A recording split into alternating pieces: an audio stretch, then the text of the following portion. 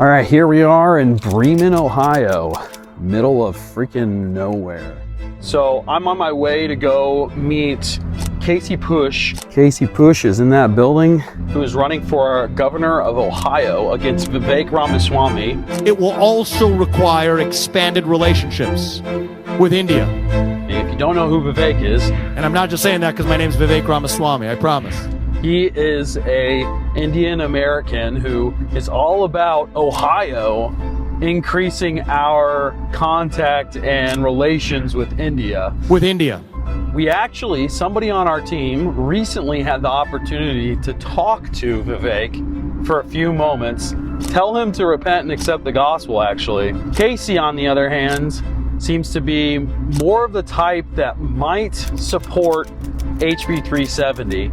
And what that bill would do is just simply give equal protection to the unborn. He has been vocal about being anti-feminist, really against all the pet in government, very vocal about the problems with the Epstein client list, very vocal about how Donald Trump used to be our guy. When I say that, I'm quoting him. He also hates abortion. It's clear from his rhetoric that he has a level of hatred for it, but I don't think it reaches quite the levels of hatred that he has for things like trafficking. He's mentioned publicly executing the people who have evidence against them with regards to the Epstein client list, but I don't think he would hold that consistently. And so that's what I want to go talk to him about today.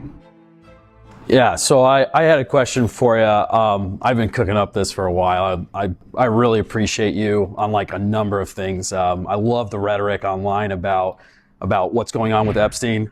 You're just reposted nooses. It's just that I think it speaks to something deeper, that the Bible actually talks about how the government's supposed to be a terror to evildoers. Well, we have the exact opposite right now. The evildoers are in the government. And but I think that's also kind of a reflection of the people, because right now we have this problem of abortion in our nation, right? And these babies are just being destroyed in the womb. And so it's kind of a two-part question. One is, would you use the same rhetoric that you use about child sex traffickers with regards to abortion? And then two, if you would match that rhetoric with supporting, there's a bill in the House currently, HB 370, and we're actively looking for support. There's 7 sponsors for it right now. And what that bill would do is just simply give equal protection to the unborn. So the unborn would be treated exactly like the born. And that's what I want as an abolitionist, and I was just wondering if that's what you want as well. So hopefully he will hear me out, not get upset with me, I guess. It has to be thought of a little bit differently in how we speak of it, just for the sake of society to grow together. The literal evildoers that are child trafficking, human trafficking, murder, exploiting, things that we don't even want to talk about right now, we're gonna talk kind of revolutionary on that. With regard to abortion, I hate it. It's horrible. More people have been killed in clinics since Roe versus Wade back then than died in Germany in the 30s and 40s, more than the Bolshevik Revolution. And these were the things that were the worst things in history. Darn near as much as communism in its entirety killed in 100 years. It's pretty horrific. Love your question, by the way. Hey, thanks, man. My name's Elijah. What's your name? Cameron. Cameron, nice to meet you, dude. Have you heard of abolition by chance? Oh, yeah, totally fair. Okay, sweet, man. Yeah, it's something that's long past due. Because we have to lead by example. A firm hand against evildoers directly that are doing it. Now I think abortion is evil, but what I say is to change hearts and minds, have a better society. One of it is supporting programs to give young women a better option. Because there are a lot of people that don't feel like they have an option, and we have societal and cultural things that need to be developed in a nice way so that, and I don't mean this as silly rhetoric, but that abortion can become something that people forget about. Does that make sense? No, it doesn't.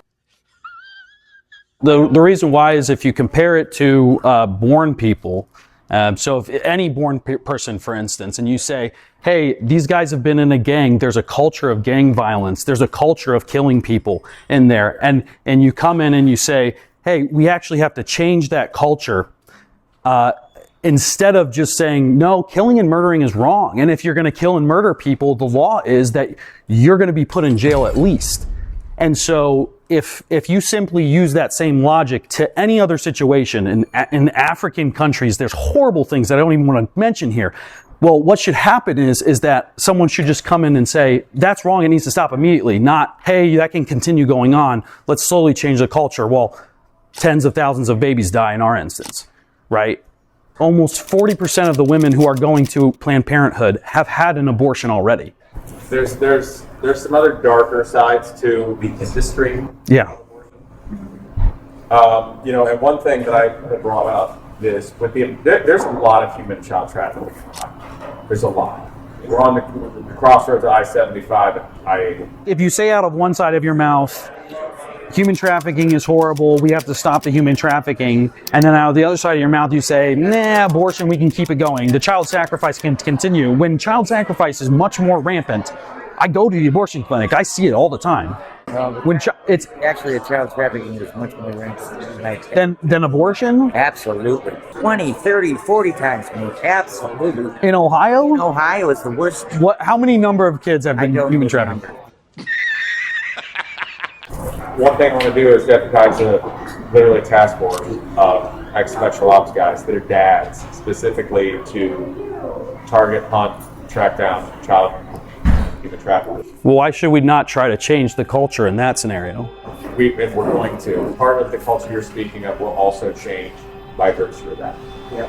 But your way of changing the culture in that scenario is hunt down the child traffickers and bring them to justice, which is what you should do. I think the people of Ohio actually do want abortion. Because we're in the position where the church has dropped the ball. Yeah, that's what church. Would you say the same thing about born murder? Should the church be responsible for stopping born murder? Well, I tell you what, let's do this. Murder of born people.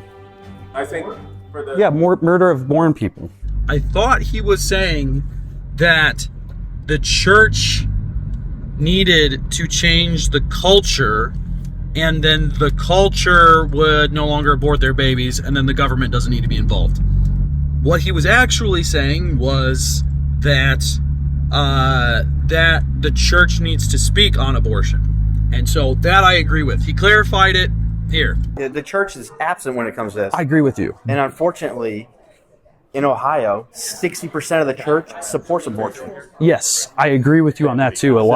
There's a lot of pastors who won't even talk about it. Women in here, I guarantee, Some of them support 60% abortion. of them probably support abortion. I know. But what I'm saying is that according to the Bible, that the government should be a terror to evildoers. Yeah, absolutely. And so it's not the churches, like the church shouldn't be arresting murderers No, the and church- putting them in prison. to get those laws on the books, the hearts and minds need to change. Yes. Because he can't make a law. It's the legislature that makes laws. he can support laws, he can sign laws and pass He'll- stuff like that. He'll sign it. Yeah. But until the population of Ohio changes, which has to come from So that can go both ways. There's a lot of laws that have actually been pushed down on us from the top. But if he's saying from the top, hey, we need to be careful in this situation where all these babies are dying, we need to slowly change the culture and let these babies die while this culture changes. Instead of saying, this is wrong, we have to actually treat unborn children exactly the same as born, he needs to be teaching that because he's teaching the culture. the problem. You see what I'm saying? And I do think he's wise He by needs to using teach the the right culture. rhetoric because we need to get him elected. But the same thing people said the same thing to me about Trump. People said the same thing to me about Trump. They said Trump is he needs to get elected. So Trump, And when he came into office, he's been worse. He's been the worst Republican president as far as life issues goes. I'm not sure I don't think that's 100% fair Oh, it is. because I can tell Roe you versus this. Wade was overturned because of him. And what's happened since Roe vs. That's Wade? a state issue. What's happened since Roe vs. Wade is 56 it's actually gotten worse. because of the states. If we had to get rid of Abortion has actually risen. I don't know if you know this in all states. since Roe versus Wade has been overturned. I would encourage you, man, look into abolition, okay? Interesting. Look into the abolitionist position on abortion, okay? In the Bible, it talks about child sacrifice, and God looks at it as literally like one of the worst things in the world. And he wipes nations off the face of the earth. Sure. And so when our politicians go and they try to get elected, they need to fear God, not people. And if they're trying to get elected, that's fear of people. Fear of loss of money. That's all they worry Well, about. that's not what we need. We need fear of God. I did want to talk to you about the abortion thing really quick. It was nice meeting If you could. Thank you. I agree with you completely. Could I maybe expand just a little bit? Please. So, like, I think that the way that we get the culture to change, because I do agree with you that the culture needs to change, but I think the way we get to that point is by looking at scripture and being consistent. Fair. Okay? And so, like, scripture saying, be a terror to evildoers. Definitely do not take it for granted that we're literally the only Christian ticket. Yeah, right. Well, and then Ecclesiastes says, when the sentence against an evildoer is not executed quickly, the heart of man runs to do evil. And so what I'm saying is, you as a leader, who I look up to, who I admire for a number of reasons, I want you to say, I'm going to be consistent on this issue. Babies are being slaughtered every day. Not only are they being slaughtered, but these women know that. The majority. Some don't. There's a few that don't. But even the few that don't, the majority of them know. So we have to start treating it like born murder, and we have to teach the culture that via the law. The Bible also says the law teaches people. So, Yeah. I agree. Yeah. I have another thought on the Okay. mechanics, because sometimes the mechanics take more than just saying, screw you, dictator kind of thing, here's what we do. Do you know what I mean? Like, Okay. I don't mean that negatively. Sure. Like, there's a lot I wish I could do exactly like that. This has been balanced. Part of the difficulty, and I'm going to tell you people, pro-life, pro-choice. Right? Let's say two extremes, right? Yeah. I'm an abolitionist, by the way. No, I understand. I'm on this side. Let's Yeah. say we got two extremes. Yeah. There's a sick aspect to this where many of the pro-life people, the only way they have a job is if there's abortion. Yeah. You've thought about this, right? Well, Center for Christian Virtue opposed you, didn't they? They have supported Vivek.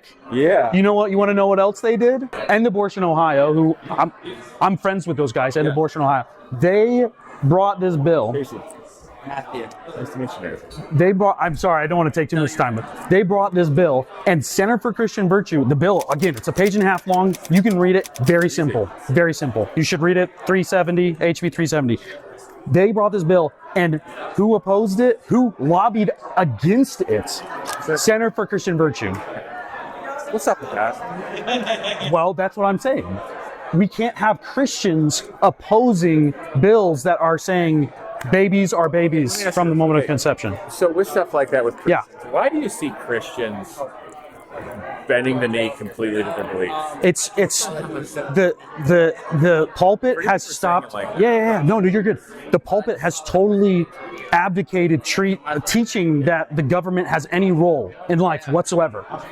That's why I talked to the gentleman afterwards. I kind of went hard against him when he's like, the church needs to do this, and I'm like, the church is not the ones who need to take care of murderers. Well, yeah, the government also The government needs to. searched back when with the nature of tax exempt status and making them have to be separated. Oh, sure. And then there's the lie of the separation of church and state, which is like, Yeah, what you guys? Anyways. Last time I checked, I'm not saying God we trust. I'm honored that you reminded me in this way because I'll be honest, running for office, thinking about running a governor is a very complex endeavor. oh, I 100%, yes. And the danger with a 100%. complex endeavor like that is to lose any humanity part or spirituality with the situation, Yeah. or to just be another number. And so I just thank you. Yeah, man. I appreciate that. Yeah, I care a lot. I care a lot. And the challenge is being effective. Yeah, I agree. That's I agree. We need to be effective, but we never sacrifice truth, right? Never. I know. Thanks, man. It means a lot to me that he would take the time to actually consider what I have to say. We need more abolitionists getting out there and talking to Mr. Pooch. We need more of that, guys. So if you're in Ohio and you have a chance to speak to him, get out there and talk to him. He's a church-going man. I'm not sure if that means he's a Christian. I'm not, making a claim on his faith, but he's a church-going man. He is for Americans. He's for Ohioans.